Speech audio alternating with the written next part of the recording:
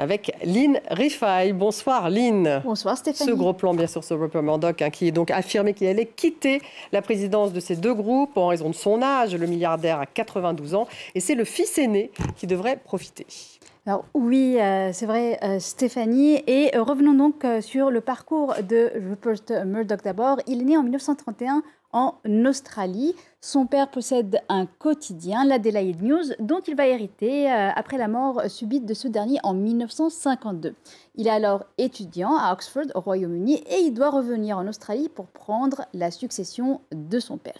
Alors pour redresser ce journal, l'Adelaide News, qui est au bord de la faillite, il mise sur le style tabloïd qui mélange les informations à sensation, les scandales.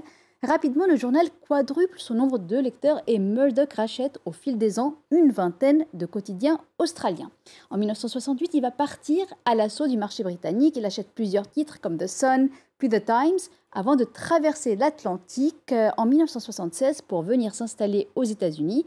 Il va acquérir la nationalité américaine en 1985, ce qui va lui permettre d'acheter une chaîne de télévision.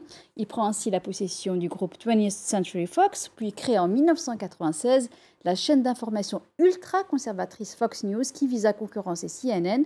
Puis en 2007, il fait entrer le Wall Street Journal dans son empire médiatique. Alors cet empire, Stéphanie, il a grossi au fil des ans, mais pas seulement. Il faut rappeler aussi qu'en 2017, il s'est aminci avec la cession de 21st Century Fox à Disney.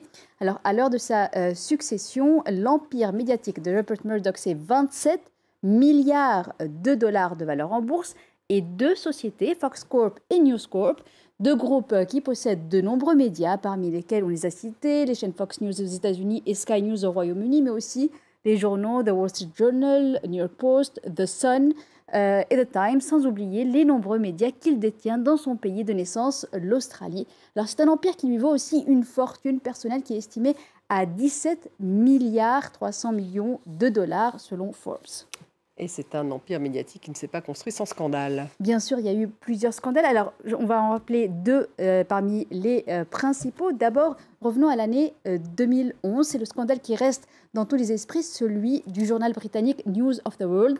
Des salariés du journal étaient allés jusqu'à pirater les téléphones de dizaines de personnes, dont des membres de la famille royale. Conséquence, l'hebdomadaire avait fini par mettre la clé sous la porte après 168 ans d'existence.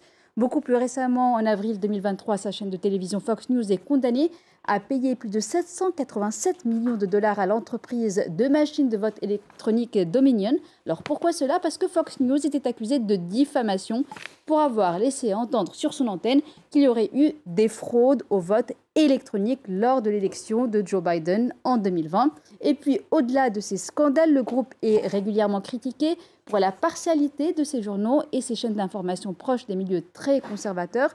Deux exemples, Stéphanie. D'abord, l'ancien président Barack Obama qui a dit « Si je regardais Fox News, eh bien, je ne voterais même pas pour moi-même ». Et également, une autre citation, celle de l'ancien Premier ministre australien, Kevin Rudd, qui avait qualifié les médias de Rupert Murdoch de cancer pour nos démocraties, notamment en raison des positions climato-sceptiques qui sont véhiculées dans ces médias. Et voilà autant de défis à relever pour donc son successeur. Beaucoup de défis à relever pour ce successeur, qui est donc son fils aîné Lachlan, 52 ans.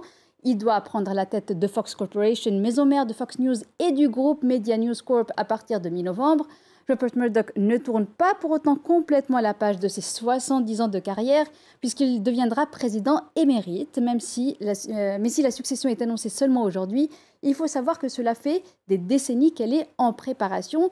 Une succession qui a d'ailleurs suscité un tel intérêt, Stéphanie, qu'il y a eu une série télévisée inspirée de la vie de Rupert Murdoch et de sa famille. Une série télévisée simplement appelée Succession.